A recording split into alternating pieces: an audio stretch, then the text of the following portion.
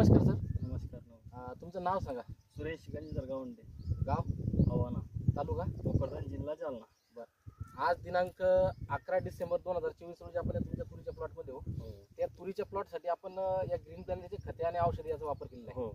या बाबतीत आपल्याला शेतकऱ्यांना माहिती द्यायची की बाबा या तुरीच्या प्लॉटसाठी तुम्ही कशा कशा पद्धतीने वापर केला आणि का केला, थोडं जोराने सांगा. सर, हे आपण या पहिल्या वेळेस असल्यामुळं आपण या ग्रीन प्लॅन्टोचे आपण हे 3 प्रोडक्ट वापरले. आपण याच्यात पहिले आपली सायबीन होती, सायबीन प्लस तूर होती. आपल्याला 30 गुंठे त्या क्षेत्रामध्ये आपला सायबीन 8 क्विंटल आणि तुरीचा म्हणजे विषय सुरुवातीला लय लहान होती, पण आपण याचे 10 तूर सायबीन काढायच्या नंतर आपण 10 दिवसाला याचे 3 स्प्रे घेतले. आपलं नायट्रो किंग, स्विडॉल 90 आणि ग्रो या 3 स्प्रे घेतल्यामुळं आपली तुरीचा हा रिझल्ट आहे. आणि हरभऱ्यासाठी सुद्धा आपण याची फवारणी आता येत आहे, त्यासाठी आपण 5-5 लिटरचे कॅनी घेतलेलं आहे. आता या तुरीला तुम्ही सांगितलं की बाबा चिपडलेलं रान होतं, हो. तर त्या फवारण्याच्या नंतर काय बदल झाला तुरीमध्ये? हे काय सर, आता तुम्ही पाहा तुमच्या प्रत्यक्षात तुमच्यामध्ये हे काय हो, थोडं समोर पाहा ना साहेब तुरपा.